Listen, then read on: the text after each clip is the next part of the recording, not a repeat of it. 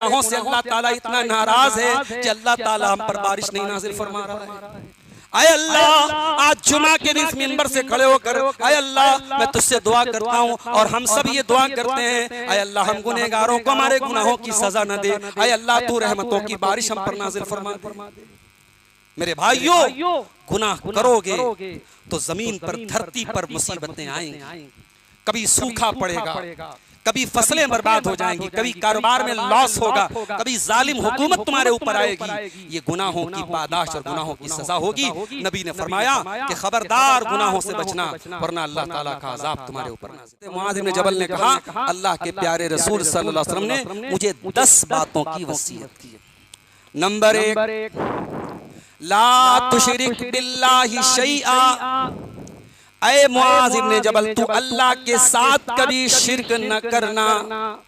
व इन कुतिलता व हुर्रिकता, अगर तुझे कत्ल कर दिया जाए, तेरे टुकड़े टुकड़े कर दिए जाएं, तेरी बोटी बोटी कर दी जाए, तुझे जला करके खाक कर दिया जाए, ऐ मुआज़ इब्न जबल तू अल्लाह के साथ कभी शिर्क न करना। बड़ी अजीब बात है भाई। हमारे गांव में, हमारे इलाके में, हमारी बस्ती में कोई शराब पिए तो हम बुरा समझते हैं, कोई ज़िना करे हम बुरा समझते हैं, कोई कत्ल करे हम बुरा समझते हैं, कोई डाका डाले हम बुरा समझते हैं, और कोई शिर्क करे तो हमें बुरा तक नहीं लगता। हमारे दिल में कोई बेचैनी भी नहीं होती, हमारे माथे पर कोई लकीर भी नहीं आती। नहीं मेरे भाई, दुनिया का सबसे बड़ा पाप अल्लाह के साथ शिर्क करना है। ये वो पाप है, अगर बगैर तौबा किए कोई मर गया उसकी बख्शिश अल्लाह ताला के नहीं। और ये मैं नहीं कह रहा, ये रब का कुरान कह रहा है। इन्नल्लाह ला यगफिरु अन युशरक बिही व यगफिरु मा दून ज़ालिका लिमन यशा। अल्लाह ताला मुशरिक की मग़फ़िरत नहीं करेगा, ये अल्लाह का ऐलान है। मुशरिक हमेशा जहन्नम में रहेगा।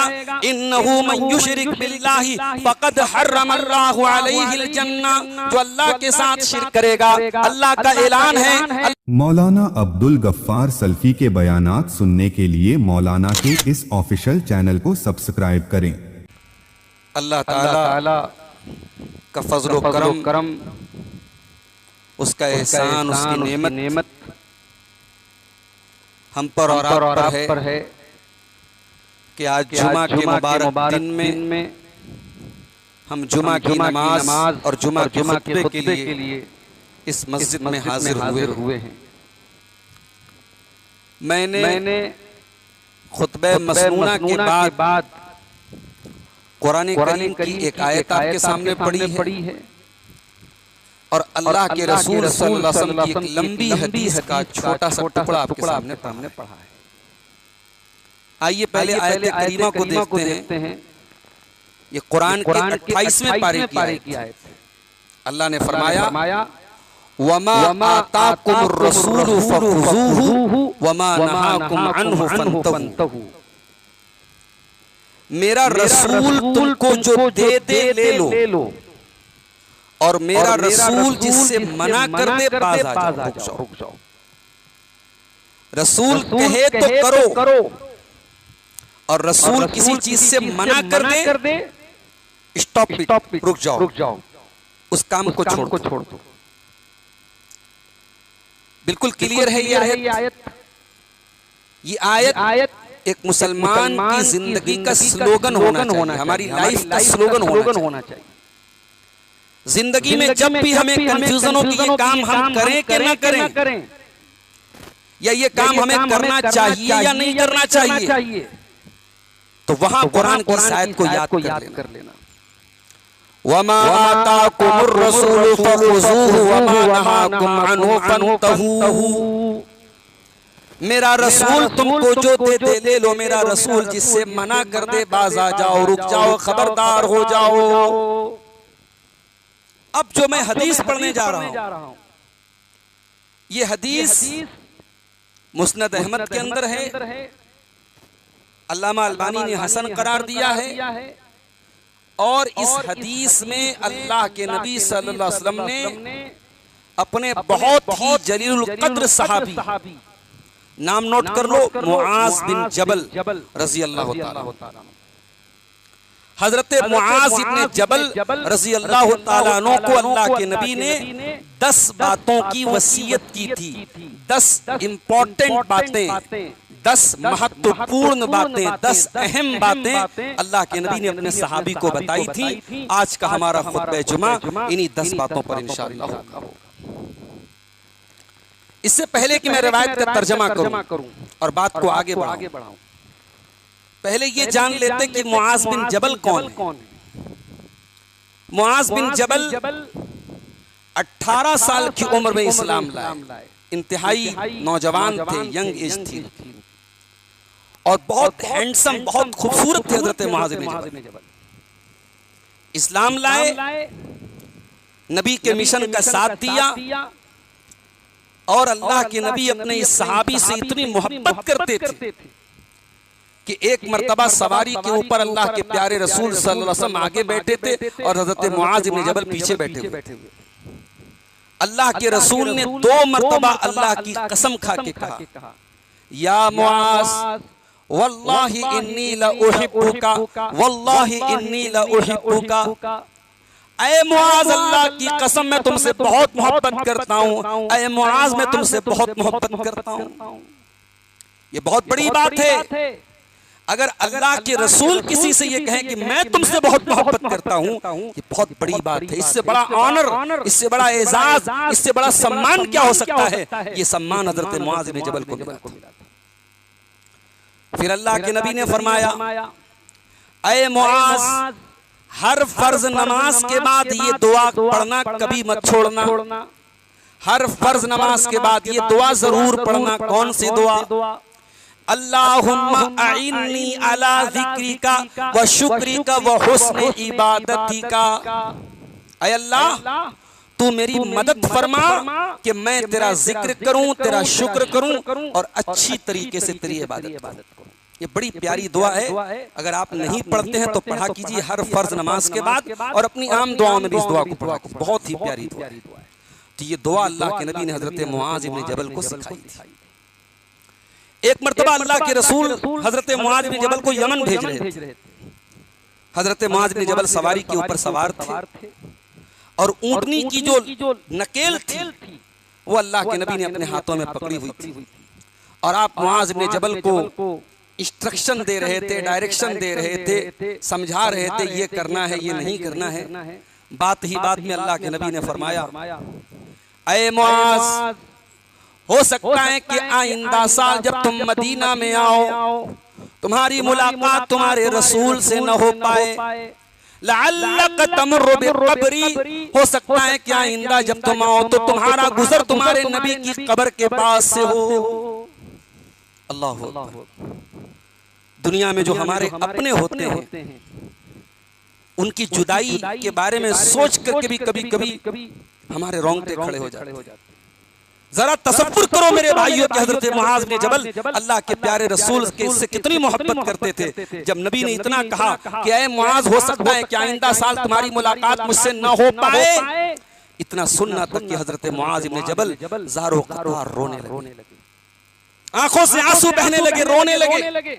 फिर अल्लाह के नबी ने मदीना की तरफ अपना चेहरा किया और आपने कहा कि ऐ मुआज इब्न जबल, परेशान होने की जरूरत नहीं है, परेशान होने की जरूरत नहीं है। इन्ना औलन नास बी अल मुत्तकून मन कानू व हैसु कानू। ऐ मुआज इब्न जबल, कयामत के दिन वो लोग सबसे ज्यादा करीब रहेंगे मेरे जो मुत्तकी होंगे। नारा लगाने वाले करीब नहीं होंगे, नबी के नाम से झंडा उठाने वाले करीब नहीं होंगे, नबी के नाम का झंडा अपनी बाइक और कार पे लगाने वाले और 786/92 लिखने वाले नबी से करीब कौन होगा? जो मुत्तकी होगा, चाहे वो किसी भी दौर का हो और कहीं का भी हो। अल्लाह के नबी ने फरमाया सबसे करीब अगर कोई होगा तो मुत्तकी होगा। ये वो मुआज इब्न जबल है। मदीना अल्लाह के रसूल के इंतकाल के बाद हजरत मुआज इब्न जबल शाम चले गए और शाम में सन 18 हिजरी में एक बीमारी फैली थी। जैसे हमारे दौर में कोरोना की बीमारी बड़ी खतरनाक तरीके से फैली थी, उसी जमाने में सन 18 हिजरी में हजरत उमर के दौर में ताउन की बीमारी फैली थी और ये इन्फेक्शियस बीमारी थी, ये इन्फेक्शन वाली बीमारी थी। इसमें बहुत सारे सहाबा का इंतकाल हुआ। उसी बीमारी में हजरत मुआज इब्न जबल का लगभग 33 ईयर्स इनकी उम्र थी, 33 साल, बहुत कम उम्र में इनका इंतकाल हो गया। और जब इनका इंतकाल हुआ, इंतकाल के पहले जब ये मिंबर पे खुतबा दे रहे थे तो इनके बदन पे ताउन के दाने निकले हुए थे। तो इन्होंने अपने हाथों के दाने को चूमा और कहा कि मैं अगर इस ताउन की बीमारी में मर जाऊंगा तो मैंने अल्लाह के नबी से सुना है कि ताउन की बीमारी में शहादत की मौत होती है, ये मौत मुझे नसीब होगी। और चुनांचे उसी ताउन की बीमारी में हजरत मुआज इब्न जबल का इंतकाल हुआ। तो मुआज इब्न जबल क्या कहते हैं? औसानी रसूलुल्लाह सल्लल्लाहु अलैहि वसल्लम बिअशरी कलिमात, अल्लाह के रसूल ने मुझे 10 बातों की वसीयत की। अच्छा, वसीयत किसको बोलते हैं? हमारे यहाँ वसीयत का मतलब ये समझा जाता है मरने के पहले मरने वाला अपने बाल बच्चों को, अपने घर वालों को जो इंस्ट्रक्शन दे के जाए, जो बातें बोल के जाए, वो वसीयत। और है भी वो वसीयत, मगर अरबी जबान में वसीयत का एक मतलब और भी होता है। जब किसी को बहुत अहम बात, बहुत खास बात बताई जाए, बहुत इंपॉर्टेंट बात बताई जाए, तो अरबी में उसको वसीयत कहते हैं। तो हजरत मुआज इब्न जबल ने कहा अल्लाह के प्यारे रसूल सल्लल्लाहु अलैहि वसल्लम ने मुझे 10 बातों की वसीयत की। नंबर 1, ला तुशरिक बिल्लाहि शैआ। ऐ मुआज इब्न जबल, तू अल्लाह के साथ कभी शिर्क न करना। व इन कुतिलता व हुर्रिकता, अगर तुझे कत्ल कर दिया जाए, तेरे टुकड़े टुकड़े कर दिए जाएं, तेरी बोटी बोटी कर दी जाए, तुझे जला करके खाक कर दिया जाए, ऐ मुआज इब्न जबल तू अल्लाह के साथ कभी शिर्क न करना। बड़ी अजीब बात है भाई। हमारे गांव में, हमारे इलाके में, हमारी बस्ती में कोई शराब पिए तो हम बुरा समझते हैं, कोई ज़िना करे हम बुरा समझते हैं, कोई कत्ल करे हम बुरा समझते हैं, कोई डाका डाले हम बुरा समझते हैं, और कोई शिर्क करे तो हमें बुरा तक नहीं लगता। हमारे दिल में कोई बेचैनी भी नहीं होती, हमारे माथे पर कोई लकीर भी नहीं आती। नहीं मेरे भाई, दुनिया का सबसे बड़ा पाप अल्लाह के साथ शिर्क करना है। ये वो पाप है अगर बगैर तौबा किए कोई मर गया, उसकी बख्शिश अल्लाह ताला के नहीं। और ये मैं नहीं कह रहा, ये रब का कुरान कह रहा है। इन्नल्लाह ला यगफिरु अन युशरक बिही व यगफिरु मा दून ज़ालिका लिमन यशा। अल्लाह ताला मुशरिक की मग़फ़िरत नहीं करेगा, ये अल्लाह का ऐलान है। मुशरिक हमेशा जहन्नम में रहेगा। इन्नहु मन युशरिक बिल्लाहि फ़क़द हर्रमल्लाहु अलैहिल जन्ना, जो अल्लाह के साथ शिर्क करेगा, अल्लाह का ऐलान है, अल्लाह ने जन्नत उसके ऊपर हराम कर दी है, वो जन्नत में कभी नहीं जाएगा। जो शिर्क करके दुनिया से बगैर तौबा किए दुनिया से चला जाएगा। मेरे भाइयों, आज अफसोस के साथ कहना पड़ता है, हम अहले हदीसों के घरों में भी अब बहुत सारे काम ऐसे होने लगे हैं जो शिर्किया अमल हैं, जो मुनासिब नहीं। बच्चा बीमार हुआ, किसी बाबा के पास, किसी पीर के पास, किसी ओझा के पास, किसी पढ़ के दम करने के वाले के पास हम गए, उसने कुरान लिखा या कुछ भी लिखा और कहा कि साहब इसे बच्चे के गले में लटका देना, इसे हाथ में बांध देना। अब ये साहब जो गले में और हाथ में बांधा जा रहा है, इसको क्या बोलते हैं? तावीज बोलते हैं। और नबी के अल्फाज सुनो, मन अल्लाह का तमीमतन फकद अशरक, जिसने तावीज पहना उसने शिर्क किया। अब एक बात और समझ लो, अगर तावीज के अंदर उल्टी सीधी गिनतियां लिखी हैं, और कभी कभी मैंने एक आध दो तावीज को खोल के देखा तो उसमें जिन्नात का नाम लिखा हुआ है, उसमें मदद के लिए अल्लाह के फरिश्तों को पुकारा गया, या जिब्रील या मीकाईल। उसमें हजरत अली, हजरत हसन और हुसैन को पुकारा गया। तो ये तो खुल्लम खुल्ला शिर्क है। अगर तावीज में ये सब लिखा हुआ है तो उसके शिर्क होने में कोई शक और शुबा नहीं। और अगर कोई कुरान की आयतों को तावीज में लिख करके बांधता है, पहनता है, तो टेक्निकल बात बता रहा हूं, सुन लीजिए उसको, वो शिर्क तो नहीं है। अगर कोई ये अकीदा समझ करके तावीज पहन रहा है, कुरान की लिखी हुई तावीज कि साहब इससे मुझे शिफा मिल जाएगी, तो ये वो शिर्क तो नहीं है जो इंसान को इस्लाम से खारिज कर देता है, मगर है भी ये शिर्क तक लेके जाने वाला अमल। क्यों? क्योंकि आज आप कुरान का तावीज लटकाए हुए हैं, इस बात की क्या गारंटी है कि कल आप उल्टा सीधा तावीज नहीं पहनेंगे? एक बात, भाई आप तो तावीज देने वाले की अकीदत के मुरीद हो गए साहब, उसने तावीज दिया मेरी बीवी ठीक हो गई, मेरा बच्चा ठीक हो गया, अब कल वो शिरकिया तावीज देगा, वो भी आप पहनाएंगे अपनी बीवी बच्चे को। दूसरी बात ये कि कुरान शिफा है, कुरान का पढ़ना शिफा है, कुरान पढ़ के दम करना शिफा है, कुरान को पानी पर भी दम किया जा सकता है, मगर कुरान को पहन करके लटकाना या घर में कुरान को बरकत के लिए लटकाना या बीमारी से बचने के लिए लटकाना, इसका कोई सबूत नहीं है। लिहाजा ये गुनाह है, ये गलत है। तावीज हमारे और आपके घर में नहीं होना चाहिए। मैं कहता हूं अगर कोई बीमारी आई है ज्यादा से ज्यादा क्या होगा, हम मर जाएंगे। अगर हमारी तौहीद खतरे में पड़ जाए तो हम मर जाएं। अल्लाह के नबी ने फरमाया अगर कत्ल कर दिए जाओ, जला दिए जाओ, तब भी शिर्क मत करना। आज मुसलमान क्या नहीं कर रहा है मेरे भाई? कौन सा आस्ताना और कौन सा दर है जहां मुसलमान सर नहीं झुका रहा है?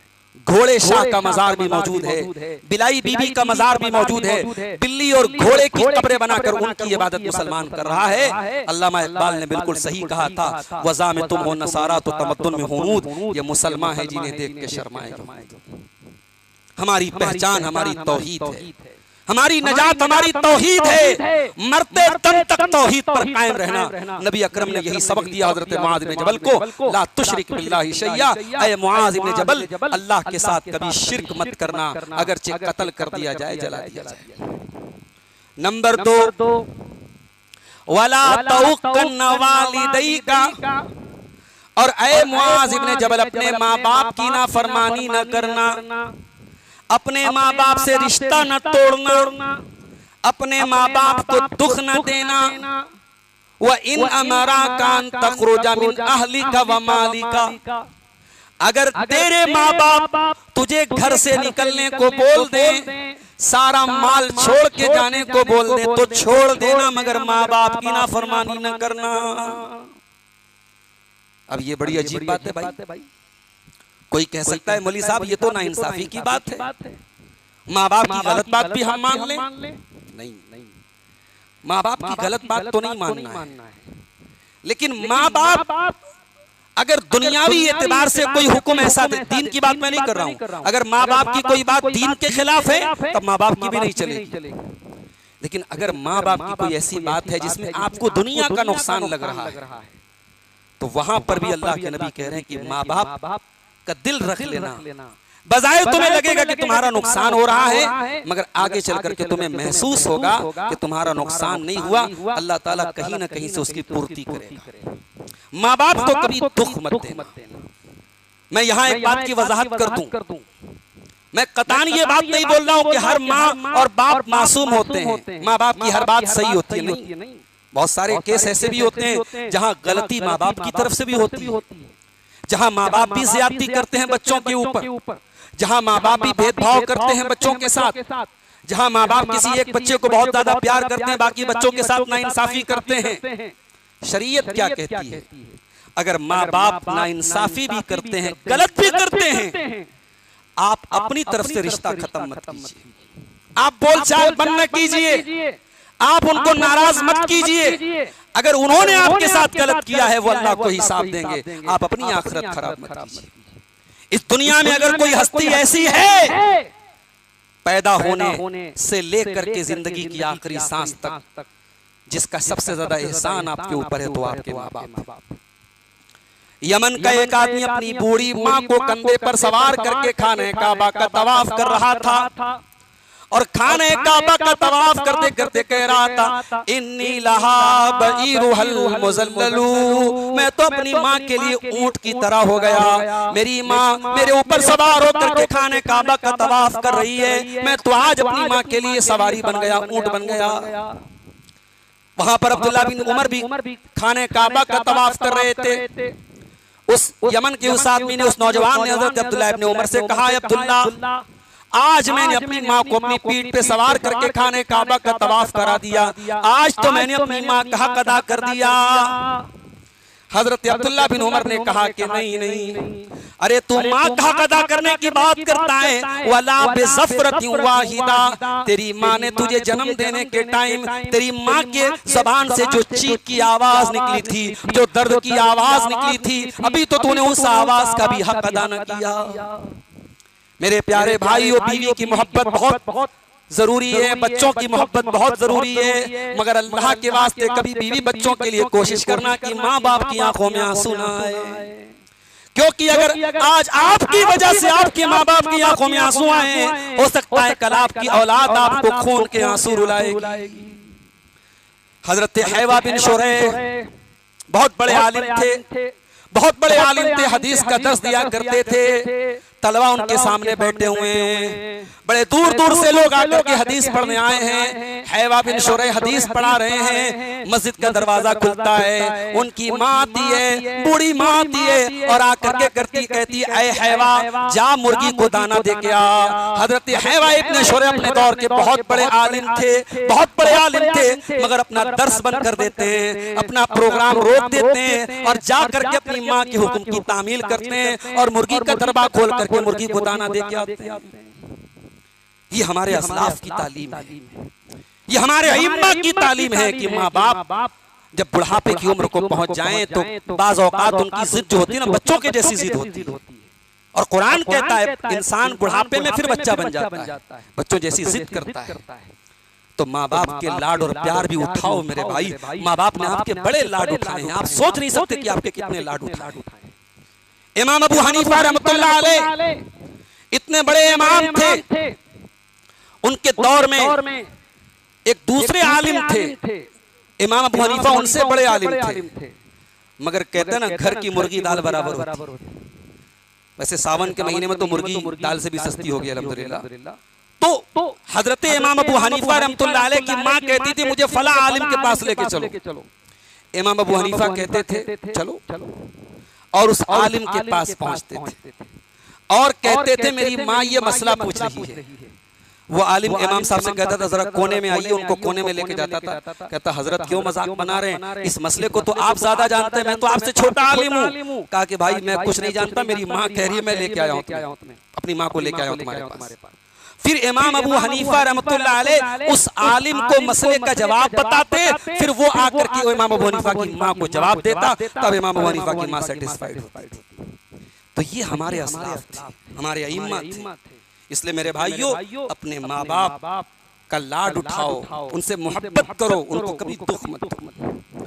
और अगर किसी की माँ चली गई, किसी का बाप चला गया, तो मेरा जुमला नोट कर लो, दुनिया में रिश्ते बहुत मिलेंगे आपको। आज अगर आपकी माँ चली गई, कल कोई और औरत आपके घर में माँ बन के आ जाए, कोई आपकी बड़ी बहन आ जाए, कोई आपकी बड़ी अम्मी आ जाए, कोई भी आ जाए, माँ का दर्जा कोई नहीं ले सकता, बाप की जगह कोई नहीं ले सकता। इसलिए जब तक माँ बाप जिंदा हैं उनकी कदर कर लो, और जब माँ बाप दुनिया से चले जाएं तो दुआ के लिए हाथ उठाना, तो ये दुआ जरूर कर लेना, रब्बिरहमहुमा कमा रब्बयानी सगीरा, परवरदिगार मेरे माँ बाप पर रहम फरमा, जिस तरीके से उन्होंने बचपन में मुझे पाला और पोसा है, मेरे माँ बाप पर तो रहम फरमा। दो चीजें हो गई, गर्मी बहुत है, पसीने से मैं भी शराबोर हूँ, आप भी परेशान हैं। हमसे लोगों ने कहा कि एक 20 तक और एक 15 तक खुतबा जुमा रखिए।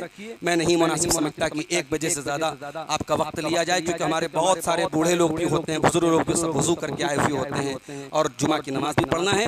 मैं इख्तिसार के साथ अपनी बात को खत्म करूंगा। 2 चीजें हो गई, 8 चीजें और हैं, मैं जल्दी जल्दी उसको कंक्लूड करता हूँ, खत्म करता हूँ। तीसरी चीज, अल्लाह के नबी ने फरमाया वला तत्रुकन्न सलातन मक्तूबतन मुतअम्मिदन, खबरदार एक वक्त की नमाज भी जानबूझकर मत छोड़ना। भाई एक होता है आप इंसान हैं, रात में सोए, नींद आ गई, फजर में नहीं उठ पाए, या आप मार्केट गए, बाजार गए, नहीं मौका मिल पाया, नमाज का वक्त निकल गया, या ट्रेन में सफर कर रहे हैं, आज के हालात वो नहीं है कि ट्रेन में आप आसानी के साथ नमाज पढ़ सके, नमाज छोड़। जानबूझ के छोड़ना एक अलग बात है और मजबूरी में छूट जाना एक अलग बात है। अल्लाह के नबी ने फरमाया अगर किसी ने एक टाइम की नमाज भी जानबूझ करके छोड़ दी है, तो जुमला सुनिएगा अल्लाह के रसूल का, फकत बरीअत मिन्हु ज़िम्मतुल्लाह, अल्लाह ताला की जिम्मेदारी उससे हट गई। क्या मतलब? अल्लाह ताला अगर आप नमाज पढ़ेंगे, अल्लाह ताला आपकी जिम्मेदारी ले रहा है, अल्लाह आपकी गारंटी ले रहा है, अल्लाह आपको जलील नहीं करेगा, अल्लाह आपको रुसवा नहीं करेगा, अल्लाह आपकी हिफाजत करेगा। लेकिन जब आपने नमाज छोड़ दी, अल्लाह का ऐलान है, जा मेरे बंदे, मैं तुझसे बरी हूं, मेरी जिम्मेदारी तेरे बारे में कोई नहीं। मेरे भाइयों, दुनिया के चंद टकों के लिए हम अपना इंश्योरेंस कराते हैं, बीमा कराते हैं। साहब हम मर जाएं तो हमारे बच्चों के कुछ काम है। अरे लाइफ इंश्योरेंस कराने वालों और जीवन बीमा कराने वालों, सबसे बड़ा बीमा तो तुम्हारी ये 5 टाइम की नमाज है। ये नमाज की पाबंदी करो, अल्लाह तबारक व तआला की हिफाजत आपके साथ रहेगी, अल्लाह का जिम्मा आपके साथ रहेगा।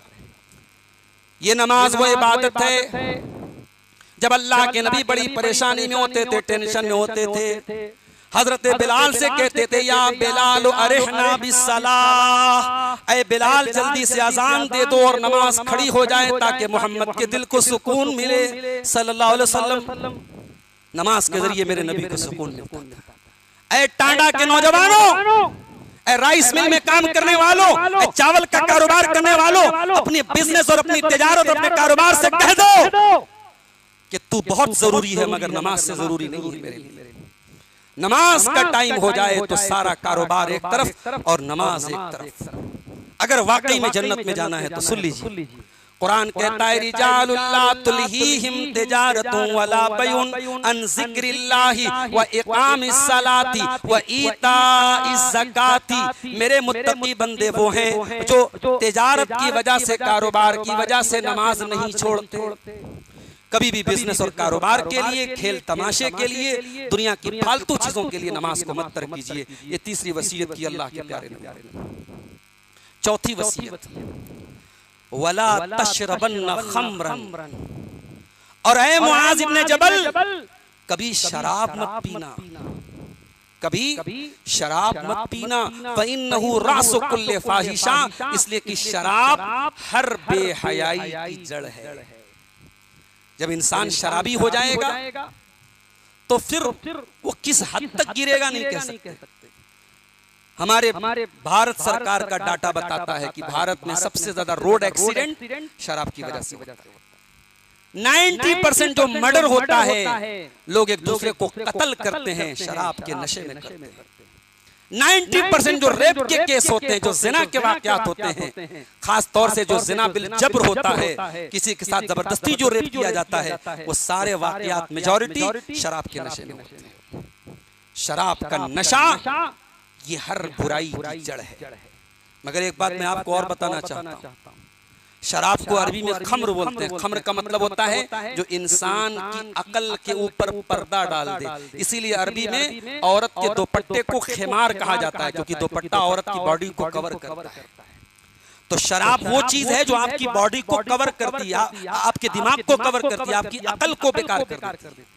मसला ये पता चला कि नशा सिर्फ शराब का नहीं होता, जो चीज आपके दिमाग पर पर्दा डाल दे, आपकी अकल को माफ कर दे, वो भी शराब से कम खतरनाक नहीं है। या दूसरे अल्फाज में ये कह लीजिए कि शराब का नशा तो नशा होता ही है, एक नशा और भी होता है, दौलत का नशा। जब दौलत का नशा आता है तो गरीब लोग महकने लगते हैं, और गरीब लोगों से इंसान हाथ तक मिलाना नहीं चाहता। जब ताकत का नशा आता है, इंसान कमजोरों को दबाता है। आज इसी दुनिया में एक शहर गज्जा है, फलस्तीन की एक सिटी है गज्जा, जहां पिछले 2.5-3 सालों में लाखों बच्चे मार दिए गए, लाखों मर्द मार दिए गए, अस्पतालों पर बम बरसाए गए, छोटे छोटे बच्चों को मार के टुकड़े टुकड़े कर दिया गया। और उसके बाद भी इस्राइल का वजीर आजम जब नेतन्याहू खड़ा होता है तो हमेशा वो अपने अमल को सही ठहराता है कि मैंने बिल्कुल सही काम किया है, मैंने गलत नहीं किया है। ये ताकत का नशा है, ये हुकूमत का नशा है। लेकिन दुनिया का हर ताकतवर ये याद रखे, दुनिया का हर जालिम ये याद रखे, लेकुल्ले फिरौन मूसा, हर फिरौन के लिए अल्लाह ताला ने कोई मूसा तैयार करके रखा है। अल्लाह की लाठी में आवाज नहीं होती मेरे भाइयों। इसलिए नशा चाहे दौलत का हो, चाहे शोहरत का हो, चाहे ताकत का हो, चाहे शराब का हो, नशा बहरहाल खराब चीज है। कितनी चीजें होंगी? 4 चीजें होंगी। नंबर 5, वैया कवल मासियता, और ए मुआज़ इब्ने जबल तू गुनाहों से बचना, तू अल्लाह ताला की नाफरमानी से बचना। फ़इन्न बिल मासियति हल्ल सक़तुल्लाह, इसलिए कि जहाँ पर गुनाह होता है, जहाँ पर अल्लाह की नाफरमानी होती है, वहाँ पर अल्लाह ताला का अजाब नाजिल होता है, वहाँ अल्लाह की नाराजगी उतरती है।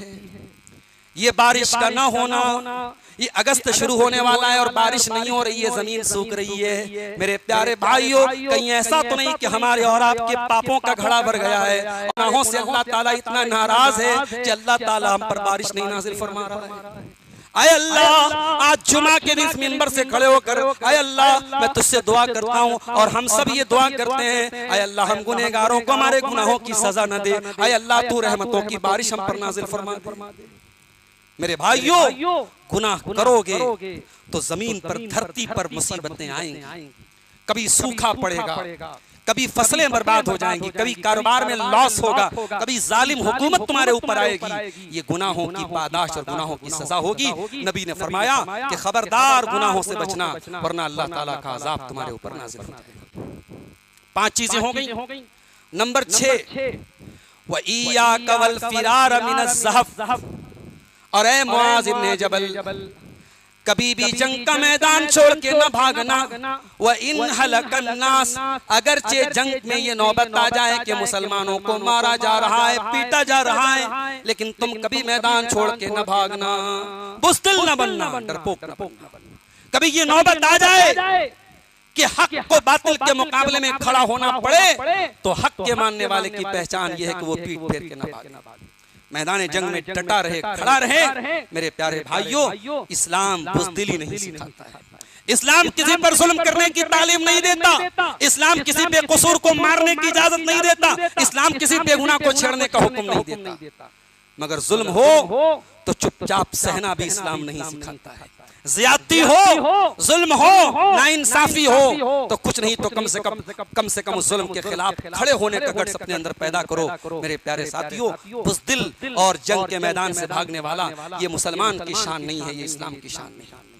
उसके बाद 7वीं चीज आपने फरमाया, व इन असाबन्नास मूतान व अंत फीहिम फस्बुत, कभी ऐसे हालात आ जाएं कि कोई बहुत बड़ी बीमारी फैल जाए, कोई वायरस फैल जाए, कोई इन्फेक्शन वाली बीमारी फैल जाए, और तुम लोगों के बीच में हो तो तुम निकल के मत भाग जाना, बल्कि वहां पे साबित कदम रहना।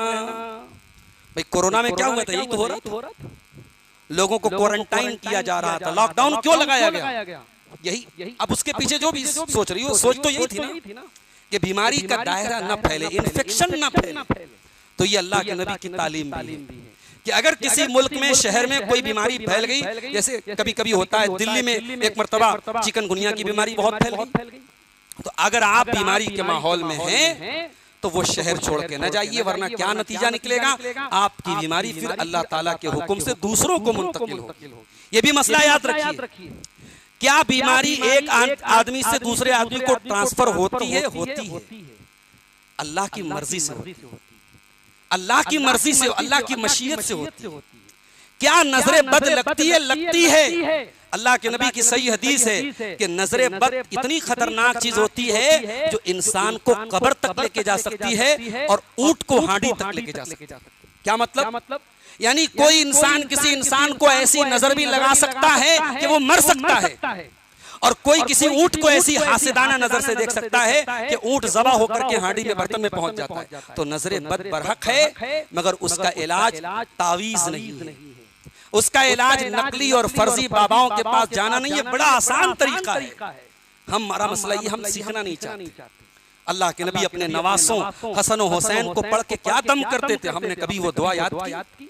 हजरत हसन और हुसैन को अल्लाह के नबी पढ़ के दम करते थे, ओ ईज़ुकुमा बिकलिमातिल्लाहि ताम्मा मिन कुल्li शैतानिन व हाम्मा व मिन कुल्li ऐनिन लाम्मा।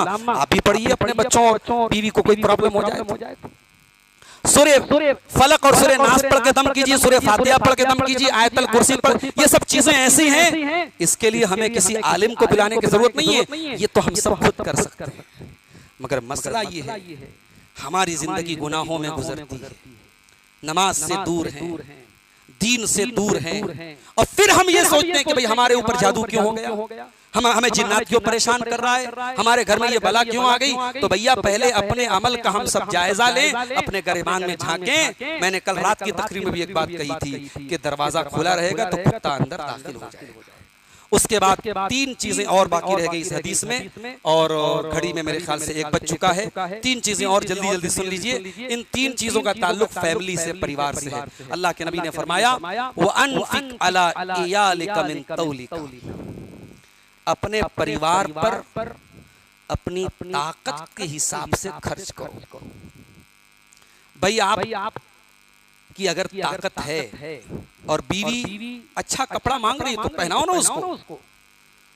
अगर बच्चे अच्छा खाने की जिद कर रहे हैं तो खिलाओ ना उनको। अगर आप अच्छे मकान में रह सकते तो रहो ना अच्छे मकान में। अच्छा खाना खाना, अच्छे मकान में रहना, अच्छी जिंदगी गुजारना, ये इस्लाम में मना नहीं है, गलत नहीं है। मेरा मसला याद रखिए। अपनी हैसियत के हिसाब से कर्जा लेकर के, लोन लेकर के, हराम कमाई के जरिए बच्चों को अच्छा मत खिलाओ। अपनी ताकत के हिसाब से अच्छे अच्छा खिलाओ, अच्छे से अच्छा पहनाओ। अल्लाह के नबी ने इसको भी दीन का एक हिस्सा करार दिया। मस्जिद में चंदा आप देते हैं, सवाब मिलता है। मदरसे में चंदा देते हैं, सवाब मिलता है। तो याद रखिए, आप अपने बच्चों को जो चॉकलेट ला के देते हैं इंशाअल्लाह उस पर भी सवाब मिलेगा। ये बीवियों को जो आप हर महीना ले जाके नया सूट दिला रहे हैं, इंशाअल्लाह बीवी पहन करके आपका दिल खुश करेगी, उस पर भी आपको सवाब मिलेगा। ये घर में कभी पनीर की सब्जी बन रही है, कभी चिकन बन रहा है, ये अच्छा खाना जो बन रहा है, इस पर भी सवाब मिलेगा। अल्लाह के नबी ने फरमाया कि तुम अपनी बीवी के मुंह में जो लुकमा डालते हो उस पर भी तुमको सवाब मिलेगा। उसके बाद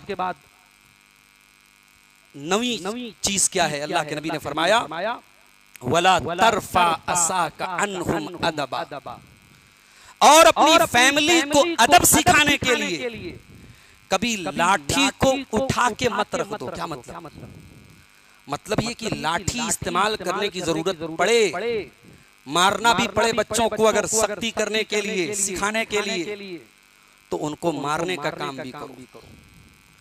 आज बच्चे जब जवान हो जाते तो हम कहते हैं मौलवी साहब मेरा बेटा अपने मन का हो गया, मेरी बेटी अपने मन की हो गई।